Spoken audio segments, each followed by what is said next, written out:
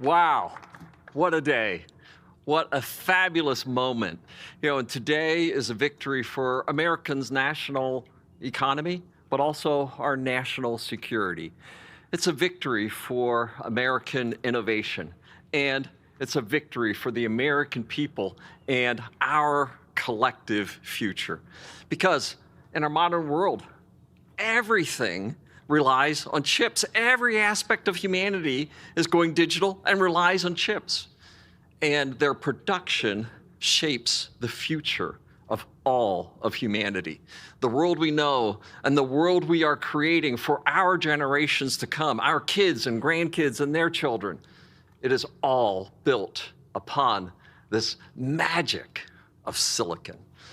Which is why we are here today, to continue to invest in the transformative power of this amazing technology.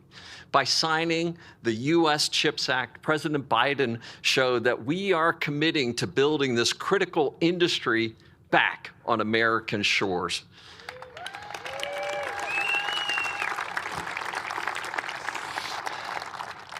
These investments, our investments, are powering the next great chapter of American innovation, the next great chapter of science and manufacturing technology. And the timing couldn't be more critical. We all remember that COVID provided us an incredible wake-up call. A wake-up call that shocked and disrupted our global supply chains. It choked our manufacturing lines.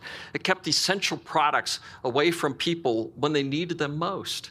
And all because $1 and $2 semiconductor chips weren't available. Manufacturing lines stopped. Make no mistake, fragile global supply chains are a threat not just to our economic, but also to our national security as well. By coming together today, we are declaring that America will not surrender leadership to our competitors. We are choosing innovation over inaction. We are building a future with geographically balanced and resilient supply chains, right here in America, right here in Arizona.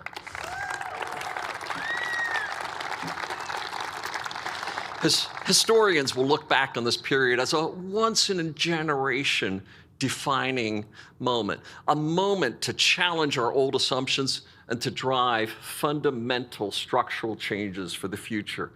America must lead the way into this new era by regaining our leadership, especially with the turbocharged acceleration that AI is providing to our world and its incredibly promising potential. And we will be ready to meet this next surge of semiconductor demand. All of us at Intel believe that restoring our nation's leadership in semiconductors is more than just an opportunity, more than just a responsibility. It's our calling. This is what we were built for as a company. This is what we do. And we have already announced plans to invest more than $100 billion in the US over a 5-year period.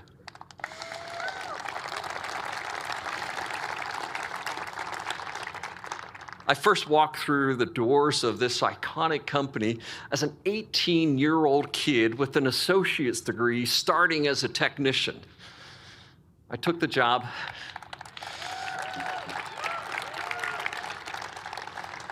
as Intel CEO to honor the Intel Trinity, the trio that put silicon into Silicon Valley, Bob Noyce, Gordon Moore, and Andy Grove. And through the years, I've had the honor of witnessing firsthand, of learning at their feet, that this American excellence, this power of technology innovation, but the power and the role of American manufacturing. And our facilities have grown. We have the extraordinary Oregon, the Silicon Forest.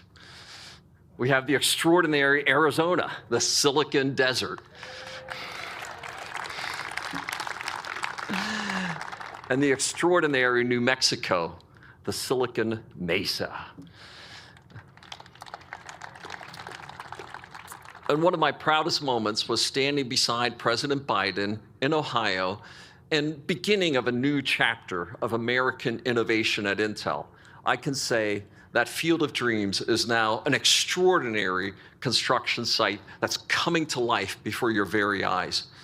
We are so proud that President Biden and Secretary Raimondo believe in this vision of expanding U.S. chip-making capacity and capabilities.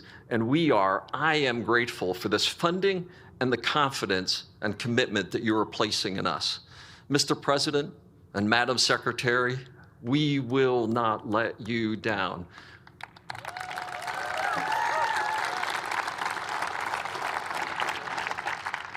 We're going to put every one of these taxpayer dollars to work, and we're committed to delivering the silicon that powers our world while driving to the lowest possible environmental footprint and rebuilding resilience into our operations and value chain and supply chain, all while leading innovation for the world.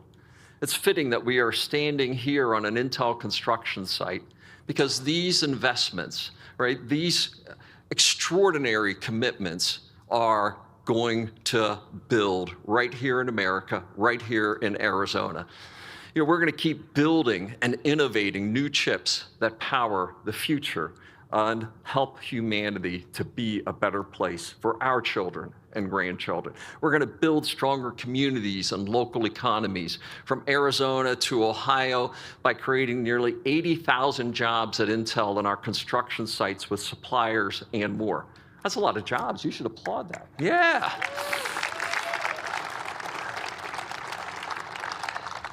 And we're going to continue to support our employees like Tilden Dixon, a Native American, a member of the Sheet Metals Union, Local 359, and responsible for metal sheet detailing right here at Intel. And it's now my pleasure to have the introduction of Tilden, and he will have the unique honor of introducing our president today. And we're going to build more secure America. The CHIPS Act is just the kind of bold action that will get us there. And for all of these reasons and more, we applaud President Biden, his administration, Secretary of Commerce Raimondo, the bipartisan group of policymakers that came together to make the CHIPS Act a reality. And now, thank you, and Tilden.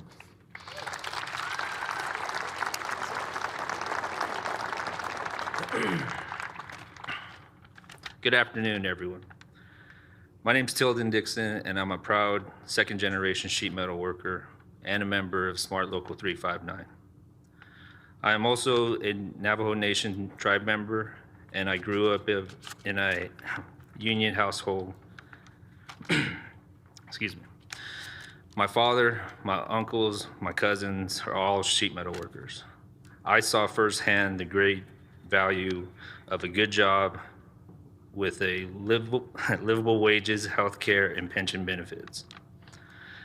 Times were not always great with the ups and downs of construction, but my father taught me if you work hard and you have union brothers and sisters to lean on, you'll always get ahead. Thank you. I chose to follow his footsteps and joined the Local 359 in 2012. I served my apprenticeship and then secured a job at the Intel construction site where I've been for the past 6 years. It was a commitment to go to class and work a full-time job for many years. But I've learned a lot, and now I am a BIM coordinator at the construction site where I design 3D modeled routes that are used to construct Intel's semiconductor manufacturing fab tools. I love my job. I am currently saving so that one day, very soon, I can buy a house.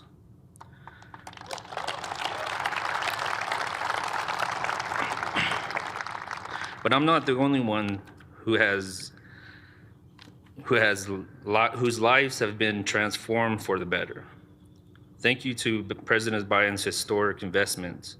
There are now hundreds of new jobs for the people of Arizona who are building Intel's new cutting-edge chip factories and building the future of America. I am so grateful and proud we have a president who has the understanding of importance, giving the opportunity like this to communities like ours and to millions of Americans like me. With that, I am great. I now have the greatest honor and privilege to introduce the man who has provided this for us. Ladies and gentlemen, the President of the United States, Joe Biden.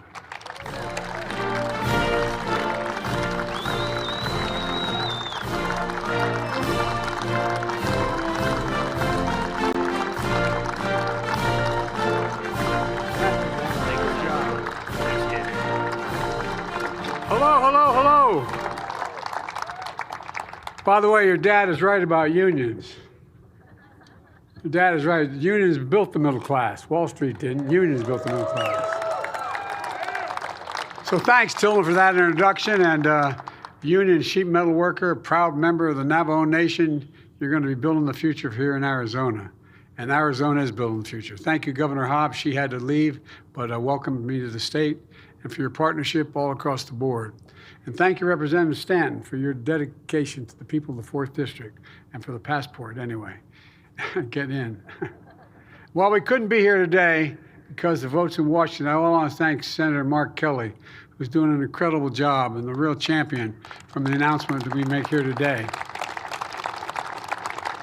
And Mayor Kate, where's Kate? Thank you, Kate. You're an incredible mayor. You're doing a great job. And Mayor Chandler Harkey. And I guess I'm technically in your city, right? Yes, sir. All right. I'll behave. We're also joined by one of the brightest men or women I've ever known, Gina Raimondo, our Secretary of Commerce. And I'm not joking about that. And Pat Gelsinger, CEO of Intel. Aaron Butler, President of Arizona Building Trades. What a combo, man. And other union leaders are here today. Thank you for your partnership and showing how we get big things done in America, and we can do it again and again and again. I've asked Pat and many other business leaders this question, and I mean it sincerely. I met with the Business Roundtable. Please have a seat, by the way. You're all standing. I'm sorry, I didn't realize you're still standing. I apologize. I asked the question of the Business Roundtable, the biggest leaders of business in the world, and the United States particularly. I asked them, when the United States decides to invest considerable resources in a new industry that we need to build, does that encourage business or does it discourage it? And the answer is overwhelmingly encourage it, overwhelmingly. Folks, during the pandemic, we had to learn about supply chains and the shortage of semiconductors. Those tiny computer chips you all out here know very well, smaller than the tip of your finger, that power everything from the lives of your cell phones, cars, dishwashers, satellites, weapon systems. America invented these chips. Don't forget that we invented these chips. And over time, some thought it was cheaper to send the manufacturing overseas because labor was cheaper. As a result, when the pandemic shut down chips factories overseas, prices of everything went up. First time Americans began to realize just how important they were. Unlike my predecessor, I was determined to turn things around, to invest in America, in all Americans. And that's what we've been doing. In January of 2022, Pat came to the White House where we announced the historic investment to build a state-of-the-art semiconductor factory in Ohio, factories in Ohio. We were joined then by Sherrod Brown, the Ohio senator, who talked about why it's time to bury the phrase Rust Belt. And Pat said at the time we should start calling it the Silicon Heartland, and it is becoming that. By March of this year, Pat was my guest at the State of the Union, where we talked about the 1,000 acres outside of Columbus, where semiconductor manufacturing facility and fabs were being built, which I referred to at the time as the field of dreams. And boy, it's turning out to meet people's dreams out there.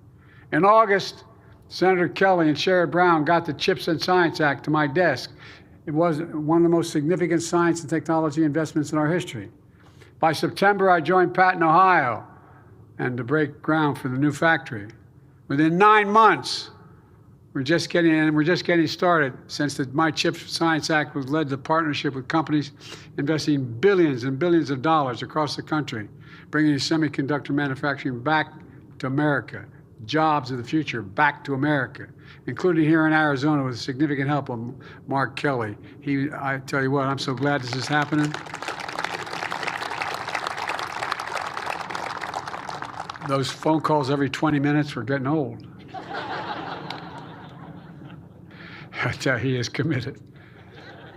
In December 2022, I came to Phoenix, where I joined so many of you, as well as the CEO of Apple, Tim Cook, to talk about the historic investments that the CHIPS and Science Act was delivering to make chips here in Phoenix.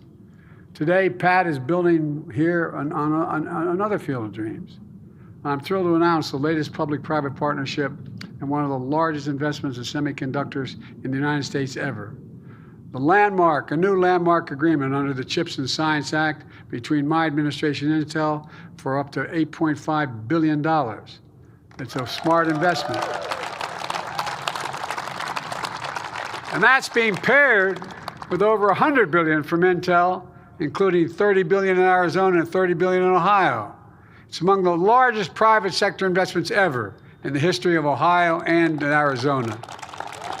And this historic funding will be used to build new semiconductor fab facilities and modernize and expand existing ones in Arizona, Ohio, New Mexico, and Oregon. Combined, it will create nearly 20,000 construction jobs, many of which will be union jobs. And I've made it real clear, everybody has the right to organize, man, to have their labor rights protected. But look, this announcement will also support 10,000 manufacturing jobs, 3,000 right here in Phoenix, with salaries averaging over $100,000 a year and don't all require college degrees. That's a change. For the first time in a long time, many of these facilities won't just manufacture regular semiconductors. They're going to once again begin to make the most sophisticated, advanced, and powerful leading-edge chips. Each chip has, that blows my mind, has trillions of tiny features. The width of a strand of human DNA, 40,000 times thinner than a single human hair. They require manufacturing precision, down to the size of a single atom. The process is enormous, requires enormous amounts of information, and with lightning speed they'll produce. And they're critical to emerging technologies. They're going to power the future economy, like artificial intelligence, quantum computing, 6G communications. And to make everything faster, lighter, smaller, and more reliable. Folks, it's about time. Even though we invented the most advanced chips, we make 0% of them today. 0% of the most advanced chips today. Nearly all manufacturing of leading-edge chips across the entire industry moved overseas to Asia years ago. That's why today's investment is such a big deal. We will enable advanced semiconductor manufacturing to make a comeback here in America after 40 years.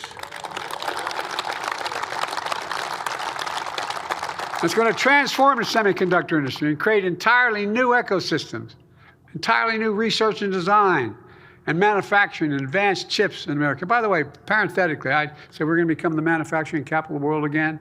People looked at him like I was nuts. Where the hell's it written saying we're not going to be the manufacturing capital of the world again? We've already created 825,000 new manufacturing jobs, and you're just getting us started.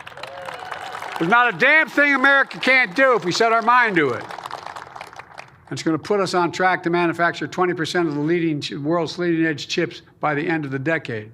And right here in the United States, Intel is committed to net zero greenhouse gas emissions by 2040, and using 100% renewable electricity to power these fabs.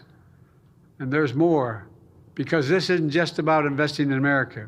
It's about investing in the American people as well. That's why we're dedicating $50 million of CHIPS funding to partner with Intel and community stakeholders like community colleges, state and local governments, labor unions, and universities to train a new generation of workers for the semiconductor industry.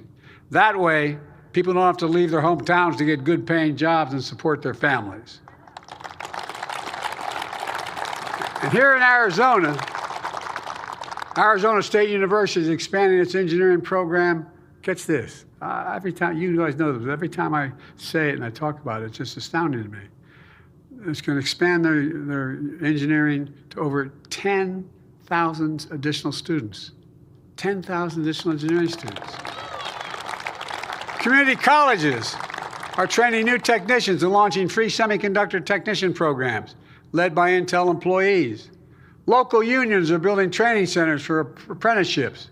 And Intel is investing in semiconductor education starting as early as high school, so students get hands-on experience and a path to good-paying jobs, whether or not they get to go to college. And the same thing is happening in other states as well. It's all part of my Investing in America agenda, which has attracted $675 billion. $675 billion in private sector investments and ignited a manufacturing boom in America, a clean energy boom, a jobs boom, all here in America, finally. Since I took office, America's had the strongest growth of any major economy in the world. Nearly 15 million new jobs, the longest stretch of unemployment under 4% in 50 years. 450. Growth is strong. Wages are up more than prices. Inflation is down dramatically. We have more to do, I get it, we have more to do, but no question our plan of delivering for the American people is working now. And since I came to office here in Arizona, because of your investment in the American agenda, we've deployed and developed nearly $8 billion in federal funds to upgrade infrastructure and clean energy. Right here in Arizona, we've created 300,000 new jobs. Let me say that again. In Arizona, 300,000 new jobs. Because I was finally able to beat big pharmaceutical companies.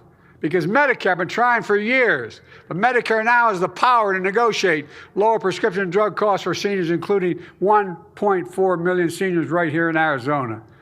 And to put this in perspective,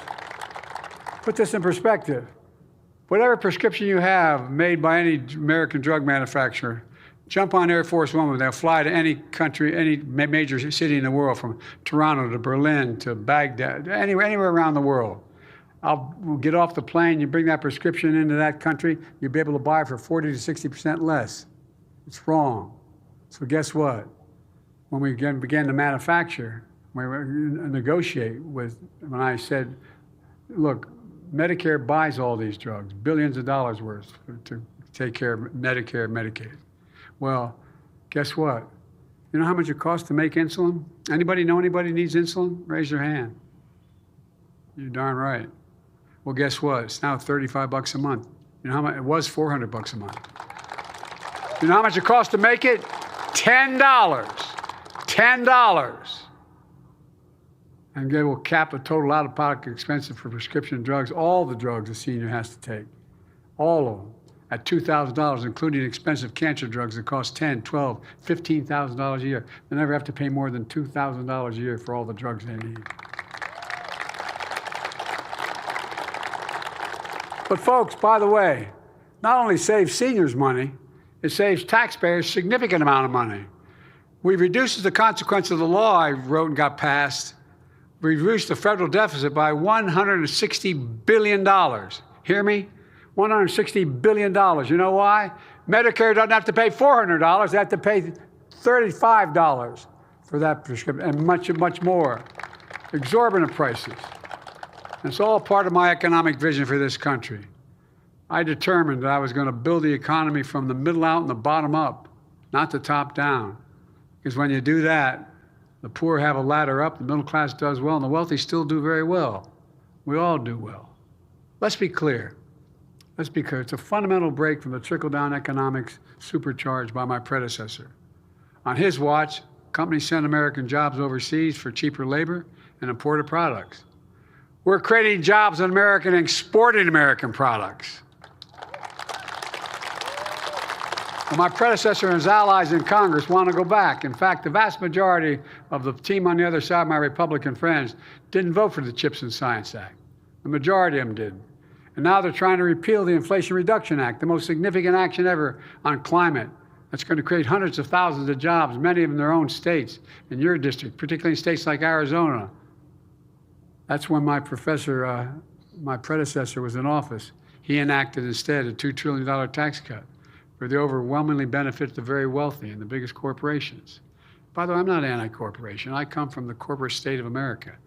More corporations are incorporated in Delaware than every other state in the union combined. And I represented for 36 years. But they can't get greedy.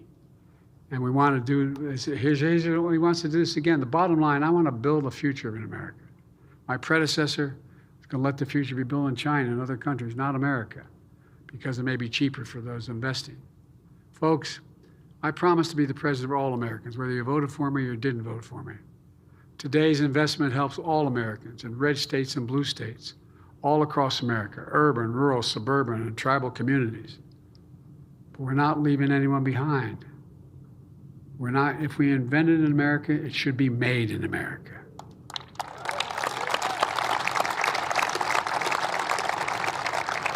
And include all of America. Folks, let me close with this. I've been determined to make things in this country again. To build manufacturing capacity, as I said, we've created over 800,000 manufacturing jobs and we're still counting. To make sure we never again are in a position where during a pandemic, we're relying on other countries to make things that we badly need here at home to be able to go forward. Folks, some folks didn't believe we could do this, but I've made no bones about it. I've said for a long time, and I mean this from the bottom of my heart, if we invest in America, we can change the country's future and lead the world again. We are leading the world again. We're proving it's never been a good bet. It's never been a good bet to bet against America.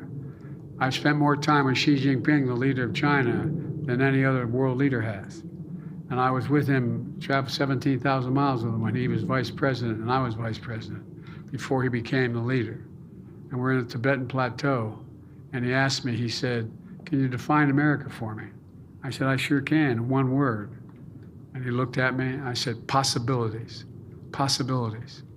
We haven't been the only nation in the world that's never, we have come out of every crisis we've ever been in stronger than we went into that crisis. There's nothing beyond our capacity. I've never been more optimistic about our future. We just have to remember who in the hell we are. We're the United States of America. And there's nothing beyond our capacity when we work together. So God bless you all, and may God protect our troops. You're the best, you're the best. This is going to transform the country in a way you don't even understand yet. Thank you, thank you, thank you.